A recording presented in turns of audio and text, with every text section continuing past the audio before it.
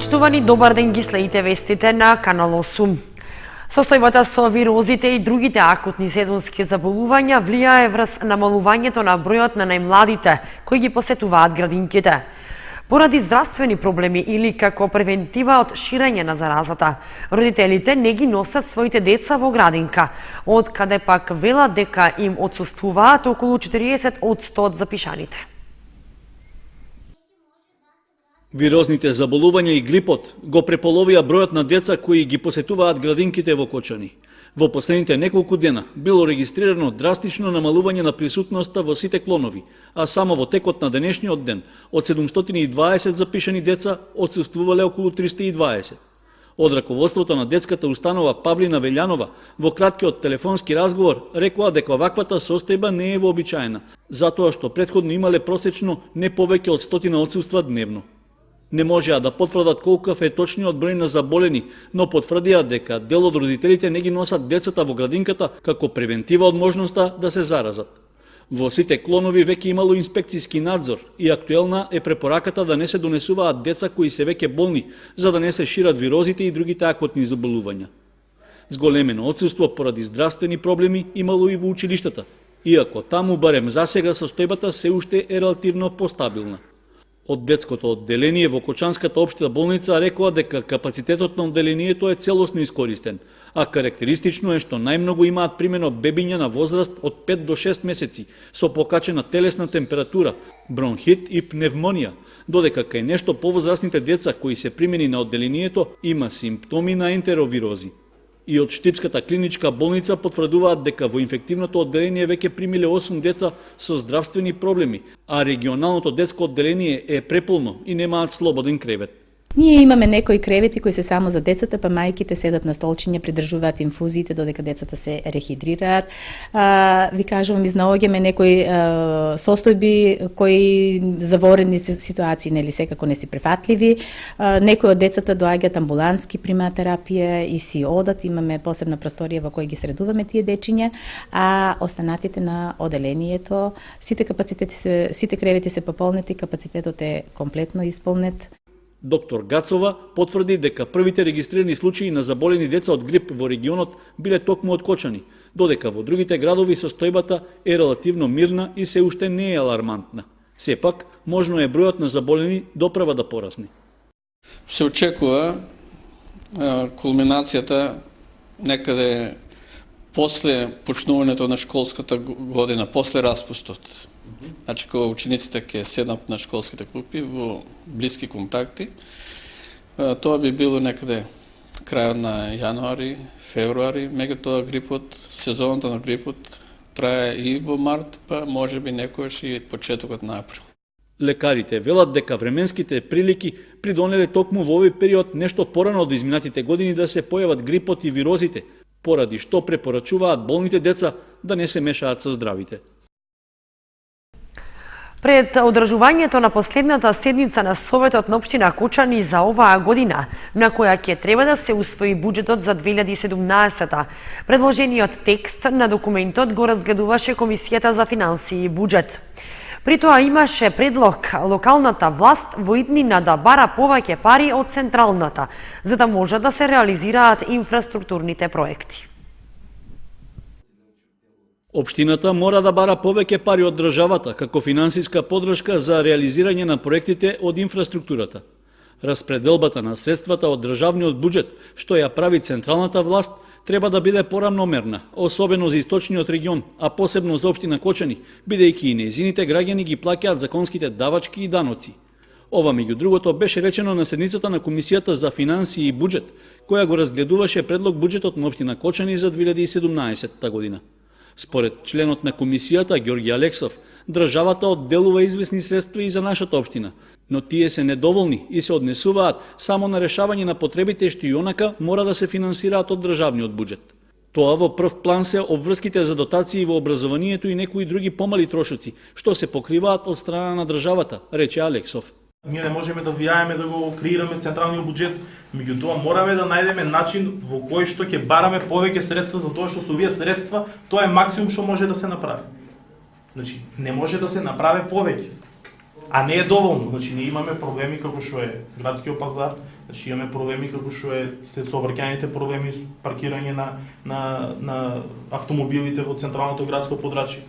Државата инвестираше, централната власт инвестираше еден куп пари за изградба на катни гражи во Скопје.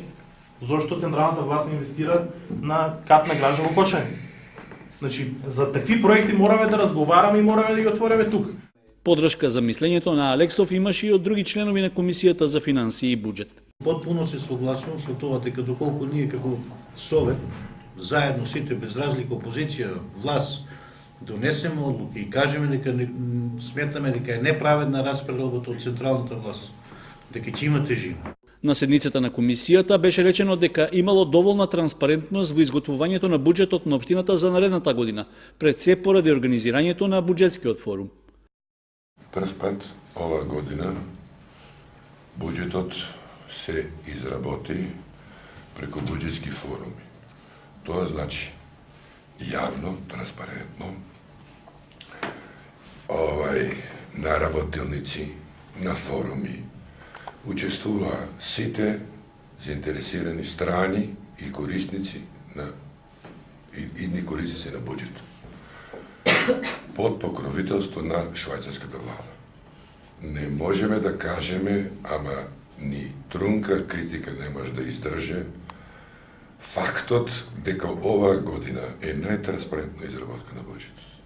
И покрај транспарентноста во носењето на буџетот беше прифатен заклучокот од и покрај поддршката од централната власт. Секогаш треба да се бараат уште пари како поддршка за проектите на општината. На крајот од состанокот, членовите на Комисијата за финансии со мнозинство гласови го прифатија предлог буџетот на општината за едната година и како таков го предложија за разгледување пред Советот на редовната седница што ќе се одржи в среда. Општина Кочани планира до година да располага со нешто повеќе од 510 милиони денари, што е за околу 30 милиони помалку во однос на планирањата за годината што изминува. Овие пари вообичаено ќе се трошат за капитални инвестиции и останати потреби. Општинската администрација го скрои предлог буџетот за 2017 година.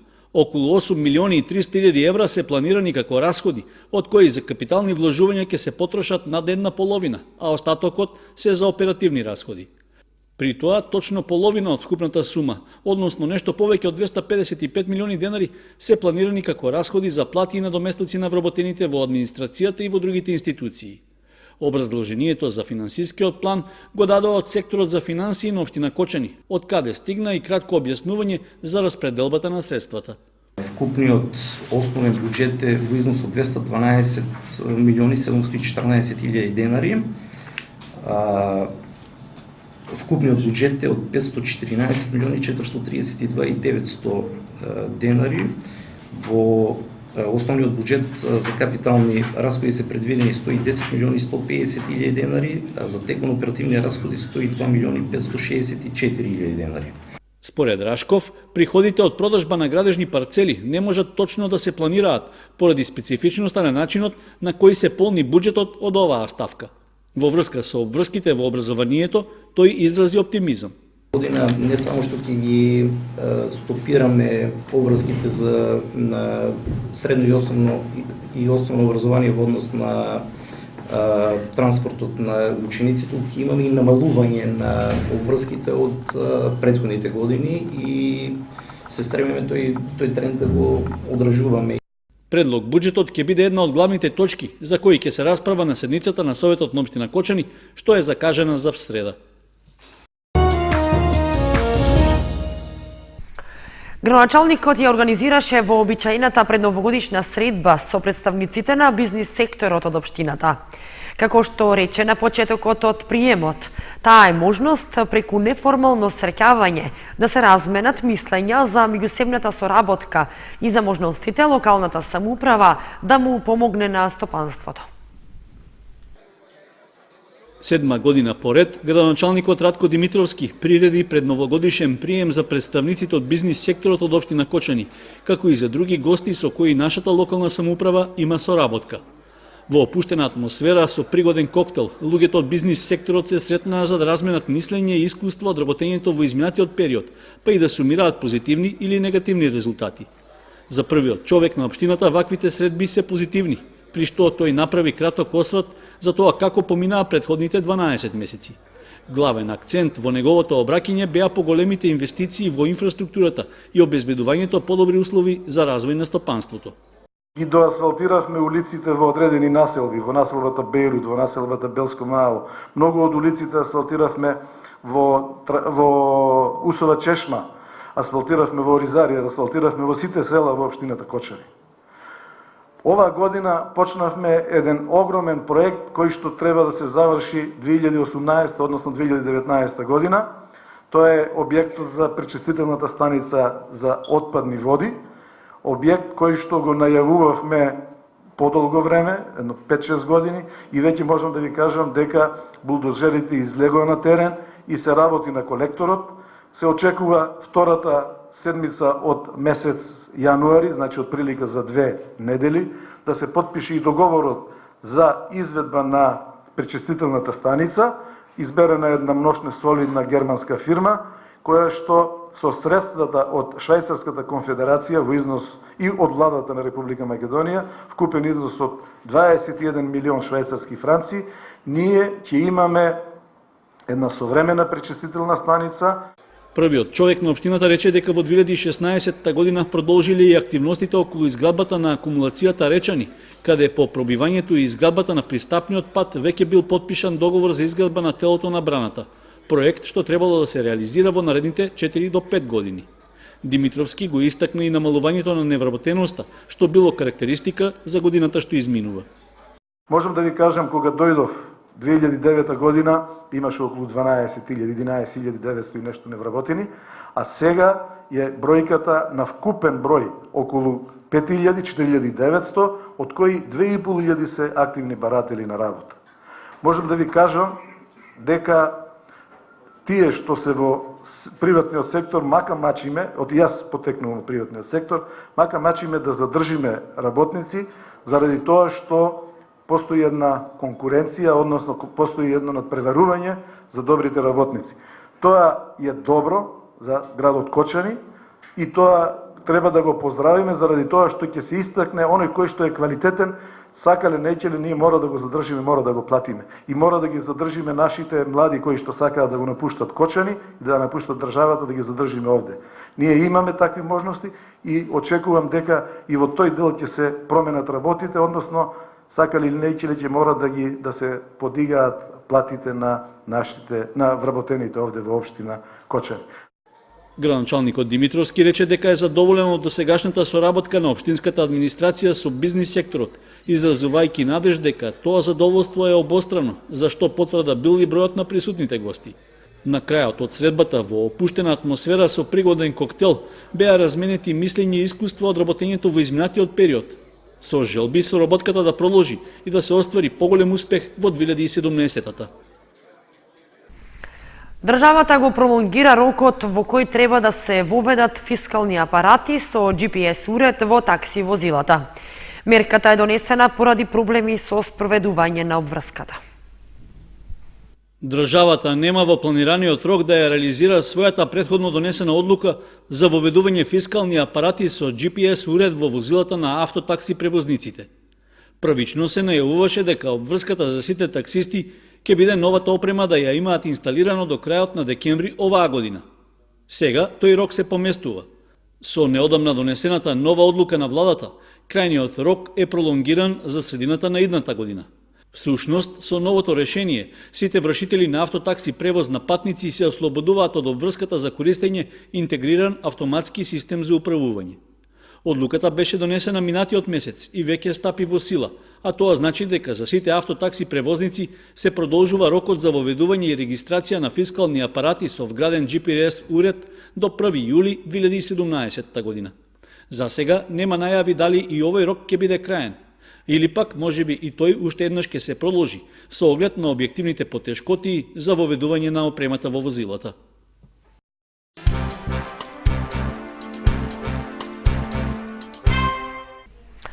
Кабаретска музика и коктел со Гоце и Катерина Мицанови, како и со гитаристот Зоран Михајлов за заокружување на културните содржини во Виница за 2016. Домот на културата Тоша Арсов организира новогодишен коктел и забава. Културните настани во Виница слободно може да се мерат со содржините кои во текот на една година ги организираат сите поголеми градови. Архивата во 2016 година ќе биде една од најплодните за Домот на културата Тоша Арсов, како со собствена продукција и издавачка дејност, така и со гостувања во земјава и надвор. Ја следиме програмата која зацртавме претходната година за 2016 година. Дури се работеше и повеќе од она што беше зацртано во самата програма. Имавме над 50 на настани, значи ги опфатне сите дејности од културата, ликовни изложби, театарски представи, промоции на книги, концерти од музичката дејност. Имавме плодна година гостување на нашите матични форми, како во Македонија, така и во странство. Ансамблот за старогрчки песни настапуваше на многу познат фестивал во Италија, Класико.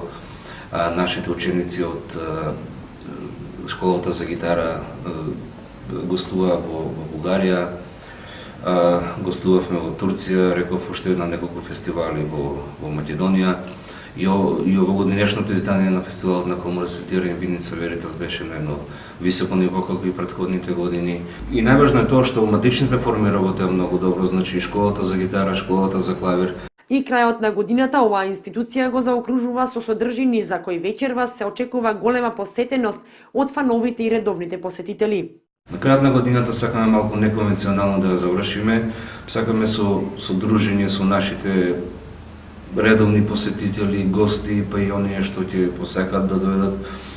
Вечерва ќе имаме еден интересен концерт со една каваретска свинг музика на познатиот, можам да кажем најпознатиот джез музичар во Македонија Гоце Мицанов со неговата група.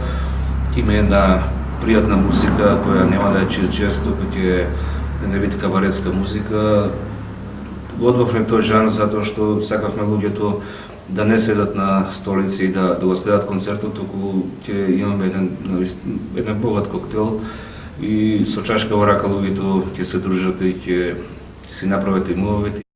Поканата е отворена за сите кои сакаат новогодишната еуфорија да им започне токму со кабаре со коктел, кој започнува во 20 часот, а на кое нема да изостане забавата до раните утрински часови.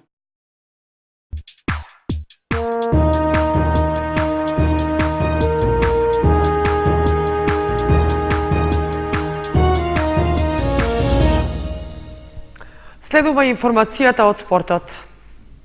Младата екипа на Баскет Дино, која се надпреварува во младинската М12 кошаркарска лига, забележа победа и во второто коло на овогодишното првенство. Добриот старт на нашите кошаркари се очекува да продолжи и во третото коло, во кое тие повторно ќе играат на домашен терен.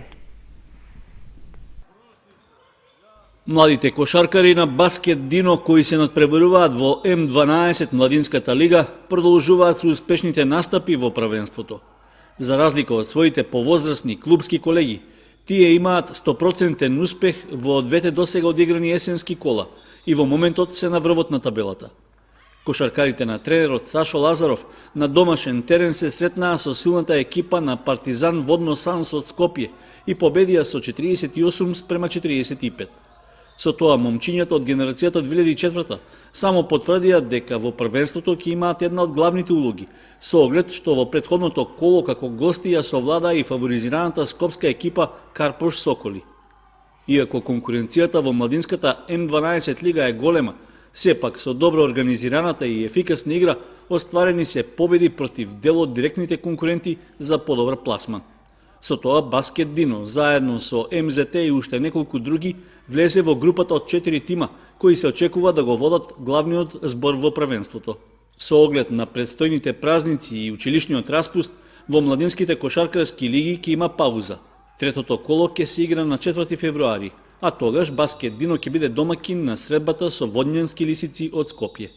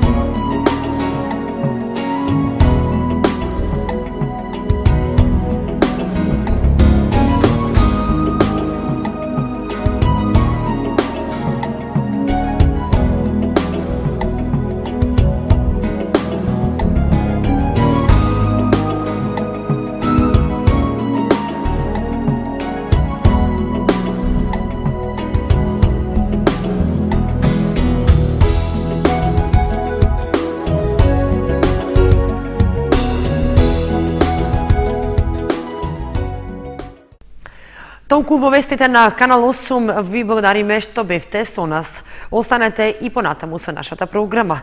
Довидување.